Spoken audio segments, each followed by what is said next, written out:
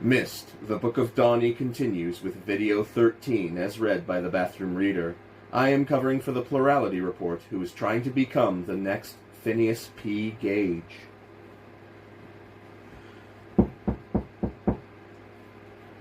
As the Relyema dispersed to their encampments, their leaders went through the great arch at the back of the amphitheater and into the chamber of the moon.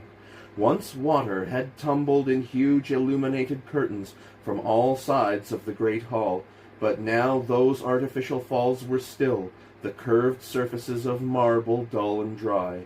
Behind them, glimpsed through the spaces between the bulky segments, 12 huge revolving scoops, 6 massive troughs of stone between 2 equally massive wheels, troughs that were designed to lift the water from the reservoirs below, sat idle now.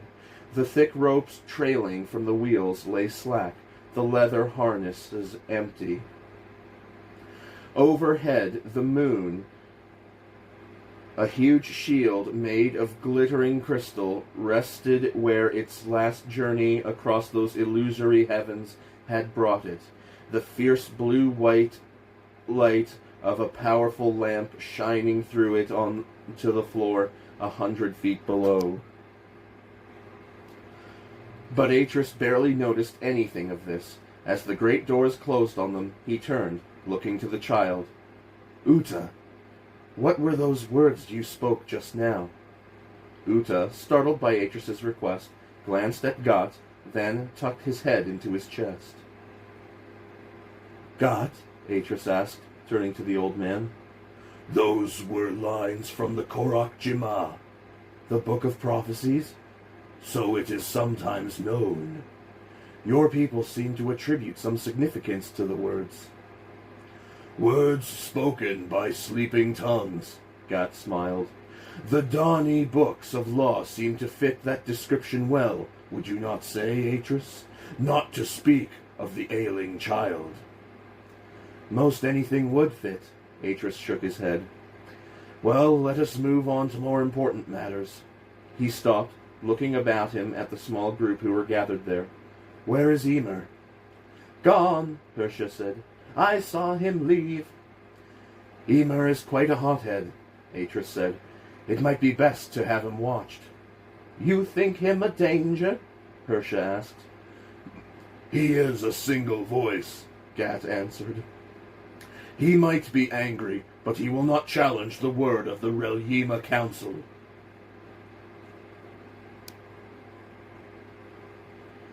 "Maybe so, but you need to find a task for him, something to harness all that anger."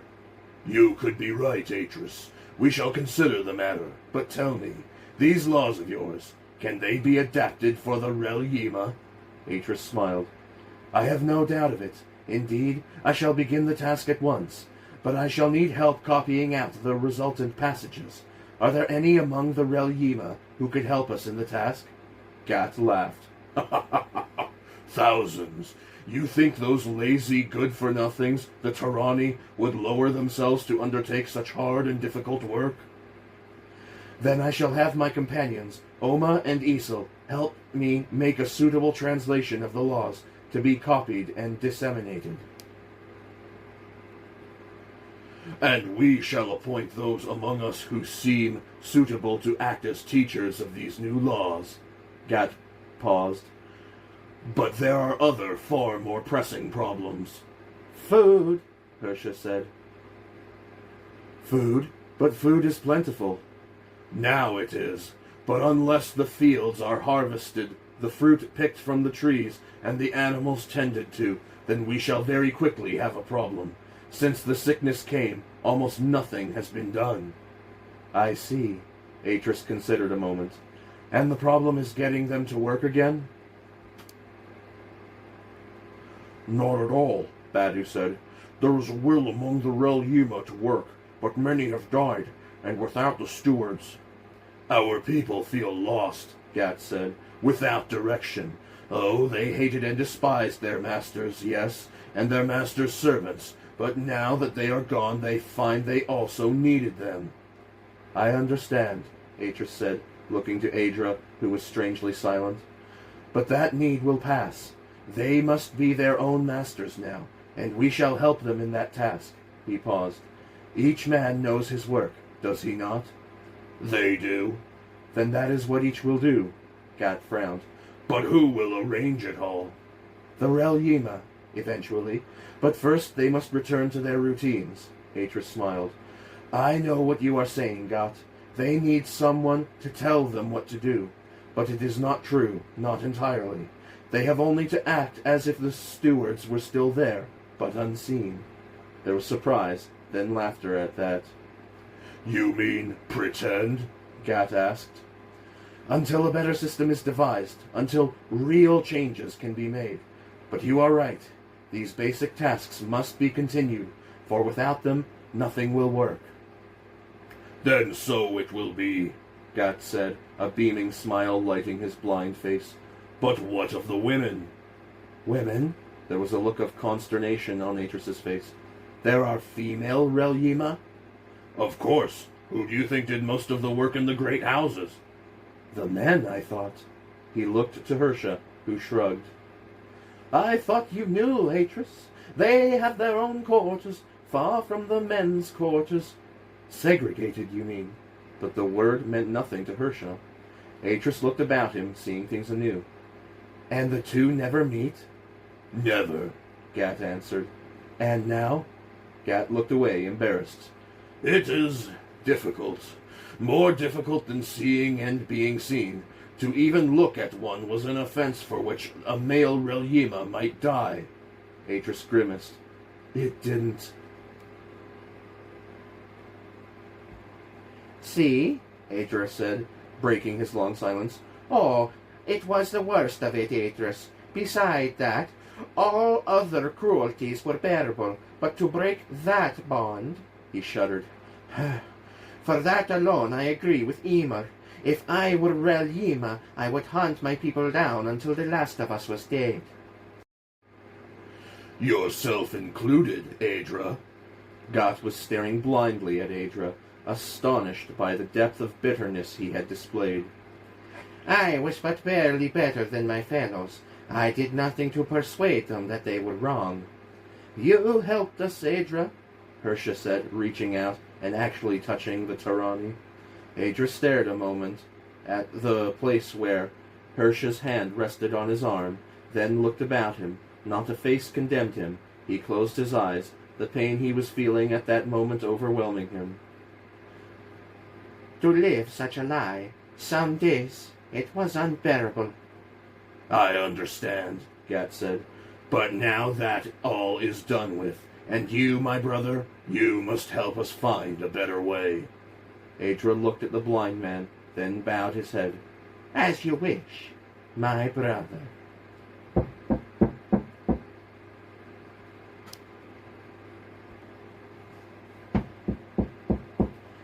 Back at the great house in Rogethe, Atris sat down with Catherine, quickly confiding to her all that had happened at the assembly. There are female Rel-Yima? She asked, astonished. So they tell me, but Hersha says they are kept separate, segregated. Apparently they were not even allowed to look at each other, on pain of death, and they are neutered, male and female both, just in case any should escape and hide away. Catherine stared at him, horrified. This changes everything. How so? It's very simple. You wish to make a proper world of this, a real society, with good laws and fair treatment for all. But how can you create any kind of society when there are no children and no possibility of children? Then we shall bring them in from other ages. Oh, not as the Tarani brought them in as slaves, but with their families. Do you think that will work? I do not know, yet we must try. Atris sat back, kneading his neck with one hand, tired now after the long day. One thing I do know. This is an undertaking far larger than the rebuilding of Dani ever was. But if the will is here, and I think it is, then we can make it work. And maybe we might settle here, after all. Be part of this. She smiled. Maybe, but first you ought to send a messenger to Master Tamon to tell him all is well. I shall, at once. He stood and turned to go, but Catherine called him back. Atris, one other thing. Have you noticed? Noticed? Merim and Adra, have you noticed how they spend time with each other? Merim poked her head around the door.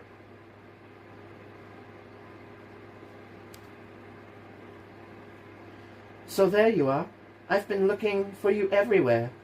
Adra sat at the desk on the far side of the library, a journal open in front of him. At the sound of her voice, he had set his pen down. Now, as Merim walked across, he sanded the page and closed the journal. Something you don't want me to see? She teased, coming up to the desk. He looked back at her sullenly, then pushed the journal across the desk to her. Look, if you want. No, she said, realizing she had hurt his feelings. Are you all right? He looked to one side of her, then shook his head. No, not really. I feel... He looked straight at her. I feel like I oughtn't to have lived. It's what half the Donny suffer from, she said brightly. So Catherine says. Then she spoke more seriously. You don't really feel like that, do you? I mean, I thought you wanted to help the Relima. I do, Adra frowned, then stood up, walking halfway across the massive floor, before he turned to look back at her. Things were said tonight, at the assembly. There was this one Relima called Emer, a disagreeable type, yet what he said brought it home to me, how evil it all was, and I felt that I'd permitted it somehow. You had no choice, didn't I? You see, that's just it, Marine. I used to argue that way, but now that it's all gone, I can see clearly. It was my silence, the silence of people like me, that permitted it to continue, to carry on unchallenged. It was up to us, who saw, to do something, but we didn't. For thousands of years, we just accepted it. But you didn't create tyranny, Adra. No, that's true. I merely used it, like everyone else. I think you're being too hard on yourself. He laughed bitterly. Heart, I'm dying inside. Adra looked down. Do you remember the maze, Merim, at the Horan Rojader's house? I remember beating you. Has Aethers told you how that worked? No, some kind of clever machinery, I suppose. You suppose, he huffed out of breath. Slaves did that, Merim. Rel-Yima, hundreds of them, harnessed to great cogs and pulleys, straining to lift and turn those massive rooms, and if one fell or slipped, he would be trampled by his fellows because there was no time to stop. The rooms had to be turned. 12 seconds they had. Remember? 12 seconds. Merim was staring at him in shock. How does that make you feel, Merim, knowing that your sport probably killed several young men? She stared, horrified. Yes, well, imagine feeling that each and every day of your life. Or worse, imagine numbing yourself so that you could no longer feel. In the days that followed, they began to understand the scale of the problems facing them. Before the sickness, Tirani had been a land of 200 million souls, not including the Parli and the silent Rel-Yima, uncounted, naturally. Now the native population had plummeted to less than 100,000. Ironically, those who, like Adra, had been sickliest among them. But now the slaves, that great unseen mass, had emerged into the sunlight, and even after their own losses, they numbered in excess of 2 billion souls. It was a huge logistical problem, and one that not even Gut had properly understood. The old man busied himself, going from gathering to gathering, speaking to the local Rel-Yima, and taking of the way ahead, and talking of the way ahead. But the practical details he left to Atris and Adra. Their first task was to organize a team of scribes, Rel-Yima, who could write and had experience of various non-menial tasks. Word went out among the local estates, and very quickly they began to come, in 2s and 3s, and just occasionally alone, making their way to the great house at Rojethe. Master Tamon was given the job of bringing the Donny survivors through and settling them in Tirani, where they might aid Atris and the others in the task of building the new social order. Catherine, meanwhile, dedicated herself to the task of bringing together all of the slaves, both male and female. It could not be done hurriedly, not unless they wished to court disaster, for they were conscious that, as in so many spheres, the Rel-Yima did not know how to behave socially. It was not something they had been taught. Indeed, they had been positively discouraged from thinking of themselves as human beings with human emotions and human needs. But now they must, and transition was not going to be easy, and so, for the while, a form of segregation was maintained. And there was one other, perhaps more pressing problem: the Tirani ages. It was like Donny again, only this time the problem was increased 1,000-fold. How many books were there, and who was in them? Atris's first instinct was to gather all the books in, but was that really the answer? There were not enough of his own people to undertake the task, and he was not certain he could trust the Rel-Yima to do it for him. Indeed, he wasn't even certain that they knew the difference between an ordinary book and one that linked with another age. Besides, he had seen with his own eyes how large the Tirani libraries were, and he thought of trying to bring back and then store what might possibly be several million books was a daunting one. And that was not to speak of searching them. Busy himself, he asked his young helpers Karad and Eros to come up with a scheme. Yet even as the problems mounted, there were successes. Atris's plan to send the Rel-Yima back to their individual tasks worked well. Most seemed happy to have something to do again, and the need for supervision proved less pressing than might have been thought. But all knew that the situation could not be maintained forever. Changes would have to be made, and soon. But Atris's priority in those first few days was to give the Rel-Yima laws, and, with Oma and Isil's help, he worked late into the night, reading and making notes from the 6 great volumes they had brought back from Donny, ignoring what was specific to Donny, while attempting to frame a code of behavior based on the core code of the Donny that might serve the Rel-Yima in the difficult times to come. One problem Atris was glad not to have to deal with was the aftermath of the sickness, the burning of the dead. That the Rel-Yima took charge of, and for days the sky was filled on every side with great plumes of dark smoke. Under that pall it might have been easy to despair, but there was hope too, hope that this greater freedom might prove permanent. Yet they must work hard if that was to be so. On the 4th day after the gathering at Gehala, Atris called on Hersha and presented him with a code of law, a list of 40 basic rights and responsibilities that could be understood by all and acted on at once. More detailed law would follow, Atris said, but this was the essence of it. This was how the Rel-Yima would henceforth govern themselves. That very morning, Oma and Isil began to organize the teams of Rel-Yima scribes, setting up benches in the great library of Rojethe. By evening, the first batch of 1,000 copies were ready for distribution among the people. It was an enormous achievement, and there was a general sense of euphoria. Then word came that the body of the king had been found, and an hour later, even as night fell, Gat arrived to see Atris, the torches of his guards lighting the way before him as he came up the ramp. They embraced. As Gat stood back, his blank eyes flickered in the gusting flames of the lamps, as if alive with vision. I want you to come with me, Atris, to the capital, to bury the last king of Tirani. I will come. Then let us go at once. Atris turned, embracing Catherine briefly, then followed Gat back down the ramp toward the waiting boat. As the first light of morning tinted the horizon, Atris woke. Gat sat beside him in the boat, silent and, so it seemed, watchful. Behind them the rowers, 12 young Rel-Yima, volunteers, honored to serve the legendary Gat, kept their steady rhythm, drawing the long craft through the water. The sound was reassuring. You needed that, Gat said, sensing that Atris was awake. Hersha says that you push yourself to the limit. Hersha exaggerates. I like to work. Yes, and we are grateful for it. Gat turned his head and smiled. But you must rest now. Besides, we need to talk, Atris, and what better opportunity than this?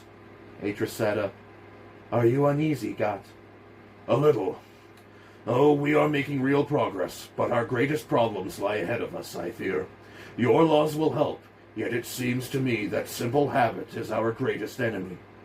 Habit? The habit of obedience and silence. The habit of not being. Gat turned his inert gaze fully on Atris. My people are like newborns. They do not know how to behave, but newborns are small and helpless, and can be chastised by their parents. So it was among the Tarani, but my newborns are large and muscular and, right now at least, confused by the emotions they are feeling. Emotions they have always before held back for fear of punishment or worse. Put simply, Atris, they must learn how to live, and in doing so, they will need all the guidance we can give them. I agree, and the Dani and their friends will help. Gat smiled again. I know. Your friendship is most valued, Atris. But think just how many of us there are. 2,000 million. How do we set about teaching so many? How can we possibly keep such a host in check? It worries you, Gat? To be sure, it worries me. Time is against us, Atris. Right now they are obedient, with the learned obedience of their kind. But the more we give them of themselves, the more they will want, and the worse, perhaps, they'll be. Do you think so? We're not the Tarani men. Oh, they may have acted like uncaring monsters, but given other circumstances, they, like Adra, could have been different, kinder certainly, and so with a host of newborns, my Relyima. When they learn to be seen, then their problems will really begin, for some will like what they see, and some will not. Some, like Emer, will be angry at the waste of their former lives, while others, thinking back on it, will sink into a despair so deep they will never emerge from it. Atris sighed. I had not thought. The old man reached out and held his shoulder. You have been busy, Atris, nor can you think of everything. Then what are we to do? Reduce the numbers, maybe. You spoke to Hersha of the books, the ages the Tarani wrote. Perhaps we might use some of them for resettling our people. It's possible. Then we should investigate that possibility. It has been in my mind that maybe we should send the women there. Atris turned to him, surprised. Oh, I have been thinking long and hard about it, Atris, wondering if there might not be a peaceful way of dealing with the matter, of bringing together those who have so long been apart. And Gat let out a long, slow breath. I believe it would not work. Catherine, I know, is looking at this problem, and I will wait to hear what she has to say before we act. But my feeling is that there is no solution to this most singular problem. Not for this generation, anyway. To introduce them to each other now might be to tear the fabric of our new society apart before it has had a chance to grow and prosper. But a society of men. And families and children. Atris frowned and looked down. I do not like it, Gat. It would be too much like keeping things as they were. It would be, well, like denying the Relyima any kind of real normality. You think they can be normal, Atris, after all they have suffered?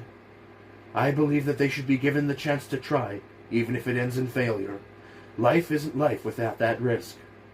Gat looked away a moment, then nodded. Sometimes I feel you are much wiser than you appear, Atris. Atris laughed. Ha ha ha. And how do I appear to you, my friend?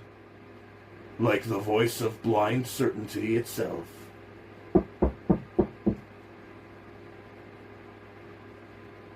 As the sun rose higher and the landscape about them was revealed, they saw just how much damage the Relyema had wreaked upon it. Statues were smashed and many visual conceits destroyed entirely.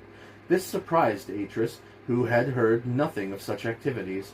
At the same time, he noted how most living things, trees and flowers, were untouched, and this, as much as any other thing he'd seen, gave him hope. Yet now that he knew what he was seeing, this landscape, which had seemed so wonderful when first he'd viewed it, so constantly surprising, now seemed merely desolate, a fragile artifice that had been shattered in an instant. Like the ages my father wrote. "We should remove all this," he said, speaking to Gott for the first time in hours. Their playthings, you mean? "Yes, and their houses too. All signs of what they were." Gott smiled. It would take forever. "Yet we could make a start." Maybe. The old man sat forward, gesturing toward the city, which now lay directly ahead of them. It had grown constantly these past few hours, dominating the skyline, more like a mountain than anything mere men had made. But what of that? How would you begin to take that down? Atris smiled. Sometimes it was almost as if the old man actually saw what he was looking at. "Little by little." Gat's laughter was gentle. I can think of better things to do, can't you? "You cannot live in the ruins of the past." And yet you tried, Atris. "Then maybe I was wrong." And for the first time he saw clearly that he had been wrong to try to build his new Donnie in the ruins of the old. "And maybe we have no option but to try," Gat said, a defensiveness in his voice, then softening. "Yet your idea has merit, Atris. We should destroy their toys, at the very least, all of their hideous distractions. But the houses, we could use them, perhaps, partition the rooms, use them to treat the sick, or as centers of local government." Atris nodded distractedly, yet he found himself appalled by the idea, if only because of those tunnels in the walls. Each Tirani house that stood was a monument to the great lie in which they had all once lived, a reminder of the Relyema's imperative not to be seen. Yet not everything could be achieved at once. Some things would have to wait, and maybe this was one of them. He looked to Gott once more and saw how troubled the old man was. It was an unexpected sight.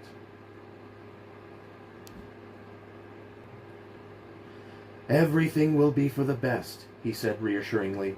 Yet even as he spoke, he recalled what Gott had said of his blind certainty, and sure enough, the old man's face changed, a smile coming to those strong yet ancient features. "Yes, Atris, I am sure it will be so." That afternoon it rained, the first rain Atris had known since coming into Tirani. Gott had wanted to pull the canopy across, not for himself, but to protect Atris from the downpour, but Atris had refused, and had stood there instead, enjoying the feel of the rain beating down on him. It felt refreshing after the heat of the last few days, cleansing. The storm passed, and he sat again, the rhythm of the oars dipping and rising from the water, lulling him, his clothes which were stuck to him slowly drying in the sunlight. He woke to find Gat tapping his arm. "Come, Atris, we must walk a while." Atris looked about him, then stretched and got up, climbing from the boat. Ahead of them, the canal disappeared into the side of a great hill of marble.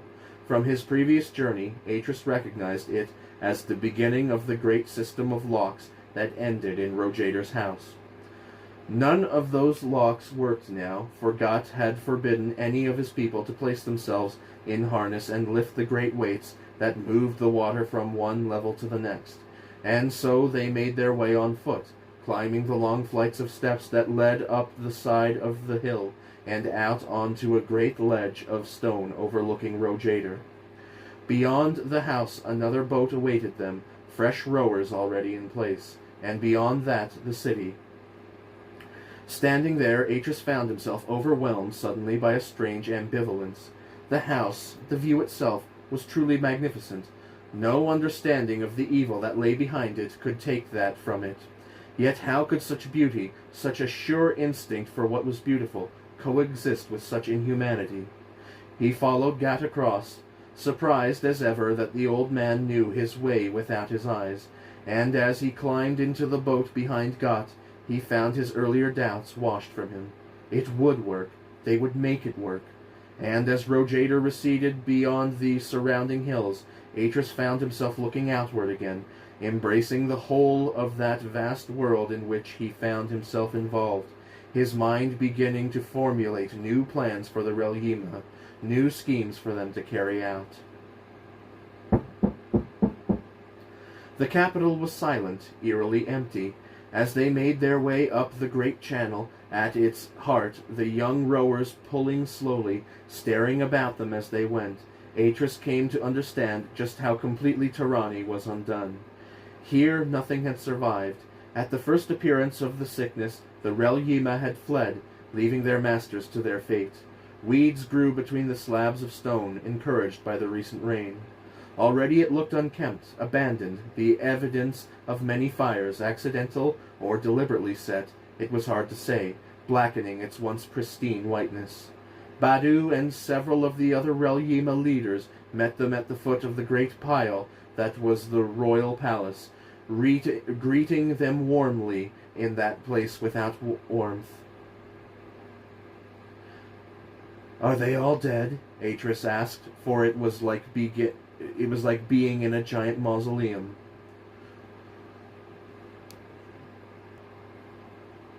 "Those that are not mad or long fled," Badu answered him with a hint of dry humor. "We saw one earlier, wandering the streets and mumbling to himself." "And he saw you?" "Mad or otherwise, he was Tirani." Atris nodded, yet he was pained by the thought that even after all they had suffered, the Tirani still could not see. "So," he said finally, "where is Rodan?" "Come," Badu said, turning toward an arch on the far side of that marble jetty. "It is some climb, but worth it just to see."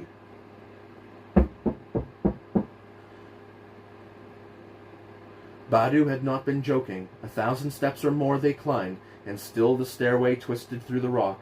Up and up they went, until suddenly they came out into a dimly lit chamber, the size of which was difficult to gauge, for it seemed like a great cavern in the rock. For a moment Atris thought he was back in Dani, so reminiscent was it. But then he recognized where he was. This was the king's audience chamber, where thousands upon thousands of Tirani notables had sat to witness his arrival, and there, somewhere in the darkness on the far side of the great chamber, was the king's emerald throne. "Is he here?" he asked, his voice echoing in that silent space. In answer, Badu clapped his hands, mimicking perfectly how a Tirani master might once have commanded his servants. At once, lamps were lit on all sides of the chamber, and there, at the very center, in a boat of delicate stone, lay the great king himself, Rodan. Atris went down the steps until he stood less than 10 paces from the boat. Rodan lay on his back on a bed of golden sheets, a narrow band of gold about his ice-pale brow. Dead he was, yet still he exuded power, so that even Badu, who had seemed so dismissive earlier, approached the boat with awe. "The book," Atris began, gesturing toward the tiny leather-bound volume that was clasped against the dead man's chest. "What is the book?" The Relyima looked to each other. None there dared to touch the king, dead or otherwise. Why, even to look on him was hard for many of them. Seeing that he was going to get no answer, Atris walked across and, grasping the stern of the boat firmly, climbed aboard. It swayed gently, rocking the corpse that lay at the center of the deck.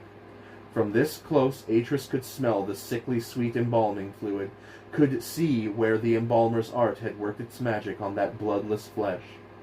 He turned, looking back at Badu. "Who prepared the body?" "Relyima," Badu answered. "His body servants. They came and found him here." Carefully he stepped across and, leaning over the corpse, prized the book from its rigid grip. It was a history of the earliest days of Tirani. He opened the cover and read the inscription there, then felt himself go cold. It was for him. Rodan had dedicated the book to him. "What is it, Atris?" Gat asked, coming across and standing by the stern. "A history," he answered, his surprise becoming wonder at the thought that Roe-Rodan had thought of him before the end. A history of how Tirani came to be. Catherine will treasure this, he thought. Yes, and Oma and Isel too. Atris looked down, studying the king's pale, yet handsome features. To what extent had Roe-Rodan been a prisoner of Tirani and its customs, or had he been the willing embodiment of its excesses, its utter lack of virtue? It was hard to say. Though he had been king of this evil land, Atris could not shake from his mind his personal impression of the man. I like you, Roe-Rodan, and in other circumstances we might even have been friends. Instead, he had come and killed him, just as effectively as if he'd plunged a knife straight through his heart. And so Donnie had erased Tirani, removed it like a footnote from a book. The page turned, and it was gone. Atris turned away. It was time to bury Roe-Rodan, time to say farewell to the past and get on with the future. They carried Roe-Rodan on a bier of camphor, wood, and bronze down through the levels of his mighty palace, where 100 kings had ruled before him, and out into the great square at the heart of the capital. There, before the statue of the nameless king, founder of Tirani, the Relyima set him down, bowing before him in death as they had not been permitted to in life. Just beyond the statue they had piled a big stack of wood. Having shown the king respect, they carried him across and placed the bier on top. There was a moment's silence, then Got stepped forward and, his voice heavy with emotion, began to speak.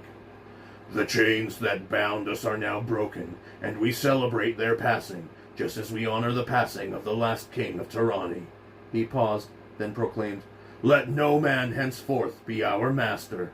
And with that he lowered his arm, and as he did, several Relyima set torches to the huge pile.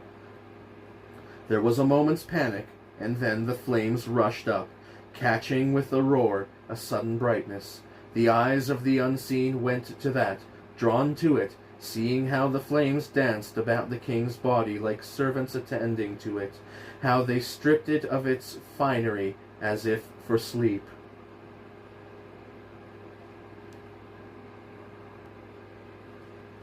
Chidanaram! The cry startled Atris. Turning, he saw that a small party of Relyima had come. Breathless, they hurried toward Got, then slowed, seeing how the old man's attention was held by the fire. Jidar-Naram, one of them said, kneeling before the old man. We have news. Atris narrowed his eyes. He did not recognize the term, yet it was clearly Got who had been addressed. What is it? Got said, wrenching his attention away from the burning pyre. They are coming, the messenger said tremblingly, his eyes anxiously skipping here and there, afraid to focus on the old man's face. Who? Gat said with untypical impatience. Who is coming? The Parley! They have brought a great army from their home world to subdue us! There was a groan from the listening Relyima. Their eyes were round with fear, and then as one they seemed to hunch into themselves, as if trying to disappear from sight. The Parley, Gat said, the words almost an exhalation. All color had fled from the old man's face. Even he seemed deflated by this news. You must fight them, Atris said. You are many. Maybe so, yet we know nothing of fighting. Then summon Emer. You talked of giving him a task. Well, harness him to this. Let him raise a force to stop the Parley, if he is half the man I think he is. Gat shuddered. For a moment he seemed completely lost. Then, as if waking to himself again, he gave a tiny nod. All right. We shall summon Emer and make him the leader of our forces. Yet what if he fails? Then he shall have bought us time, Atris smiled, then laid his hand firmly on the old man's shoulder. Come, Gat, call a meeting of the elders. There are more ways than one to defeat one's enemies. The man stood on the summit of the hill, looking down the lush sweep of the valley toward the massive house that overlooked it.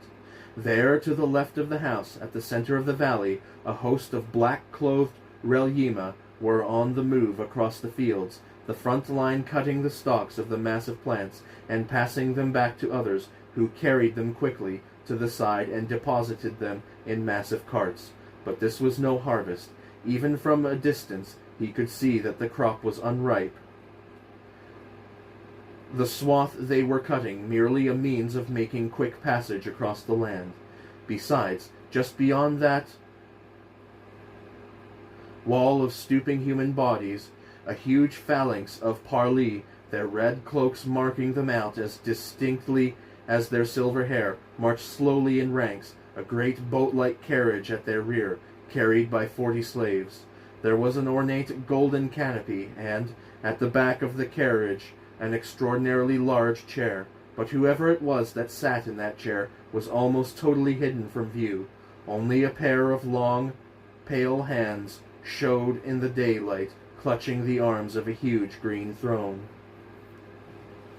The man had been a slave himself before the sickness, and now, seeing that great army of parley descend into the valley, he felt a sickening dread. They had returned. The brief dream of better times was ended. He could hear the incessant clanking of the chains even from where he stood, and knew that soon his own limbs would feel once more the cold fire of the iron. As he watched, one of the parley peeled off from the main body and walked back to the carriage, matching his pace with it as he spoke to whoever was within. There was a moment's pause, and then, with a bow, the fellow turned away, hurrying along the edge of the parley ranks, speaking to this one here and that one there as he went. Seeing that, the watching man grew still, a faint tremble passing through him, and then he gasped as 4 groups of 8 men separated from the main mass of parley, and, in running formation, made their way out from that great marching host. He had seen this once before, back on his home age, when, as a child of 4, the parley had come. He had witnessed the same that day, the marching host in endless ranks, and then the smaller groups, scouting parties, sent out with nets and knives and hooks to find their prey. The nearest of the squads was already climbing the slope toward him, moving in a crouching run. With a cry, one of them spotted him. The trembling in him grew, and for a moment he could not move. Then, with an urgency he had not felt since that day 20 years before, he turned and ran, his heart hammering in his chest, his breath rasping from him, not knowing where or if he would find safety. The Paro, the great steward, leader of the parley, lounged in his chair, in the cool of the great canopy, lulled by the movement of the carriage beneath him. The campaign had begun well. Already a huge number of the Relyema, more than 800,000 in all, had been taken and penned, and more were being taken by the hour. Those who resisted were slaughtered, but that was not many, and he was loath to waste good slaves. The habit of obedience, deeply instilled in them, had not been shaken by events, and it was that as much as anything that reassured him. They were a rabble, after all, disorganized, totally without rational thought. One had only to tell them to submit, and they obeyed. Even so, the task was not inconsiderable, and he had prepared his men for trouble. He gazed about him indolently. It was some time since he had last been in Tirani, and he had forgotten how pleasant a place it was. In recent years, much of his time had been spent in the home age, supervising the great task of training new stewards. But the sickness had changed all that. Now their priorities had changed. He looked down past the broad, elaborately decorated gunwales to where the slaves slowly walked, their eyes averted, the long wooden poles, cut to resemble a thickly corded rope, resting on their shoulders. Could he train himself not to see them? The thought amused him. It was like the chair in which he sat. It was a perfect canopy of the king's great chair, only jade, not emerald. But why should he put up with copies any more? Yes, things had changed, and they must change with them. They would need stewards for a start. Well, maybe there were some among the Relyema who could be trained to that task. The scribes, perhaps. The Poirot grinned, then sat back, letting his eyes close lazily. It was time they took things easy, time they got someone else to do the dirty work. Emer was waiting for them in the orchard. As the parley passed between the trees, his men fell on them from above, while others, who had been hiding behind the trunks, rushed at them with nets and knives, using their own tricks on them. Most of them were killed in that first frenzied minute, but 2 of the parley survived, pinned down beneath his men. Emer watched them struggle to get up, listening to their incessant shouting, then stepped up to the nearest of them and slapped his face hard. The man fell silent. There was blood on his lip, and his eyes were wide with shock. "How many of you are there?" Emer asked, crouching over the man, meeting his eyes and letting him see that he was not afraid of him. The parley just laughed. Emer slapped him again, harder this time, making the man cry out. There was laughter from the watching Relyema, a cruel, satisfied laughter. Emer looked about him, grinning now, then straightened up. "What does it matter?" he said, turning his back on the two. "We'll have them all before we have finished." Then, drawing his long knife, a great butcher's knife used once for cutting haunches, he turned back and showed it to them, enjoying the sight as the blood drained from their faces. Emer's men placed the bodies on straw pallets, then took them out and displayed them around all the local estates, making much of the wounds and laughing as they told how easy it had been. And then, when that tale was told, they would raise the standard and bid all there to come and join them in the great task of liberating tyranny. Many blanched at that and turned away, but many others responded, and so the small rabble with which Emer had begun became a host, and then an army. As he went about his camp, arranging things, Emer nodded to himself. It was strange how it had happened, how the old men had come to him, for it had been in his own mind to raise a force and take on the accursed parley. Better that, better death, than be a slave again. And so he threw himself into the task, cajoling and bullying, attempting to meld that docile host into some kind of fighting force. He knew it would not be easy. That business in the orchard had been a cheat, in a way. He had known he could get away with it, with luck, but fighting a full-fledged battle against a well-disciplined army was another thing. He had seen the parley at work in the ages, and could not forget how fearsome they had looked. It did not scare him, but he knew he was exceptional in that regard. Most of his men would as willingly jump into a raging fire as face that great host. Yet there had to be a way. 4 days he had, if reports of the parley's progress could be believed. 5 days at most. He stopped, then laughed, seeing that the answer had come, unasked, in the very weave of his thoughts. Fire. That was it. He would use fire. "Uta!" he called, summoning the slave child, who had been one of the first to flock to his banner. "Come, child. I have a message for you to run. To Atris, back at the capital. It begins."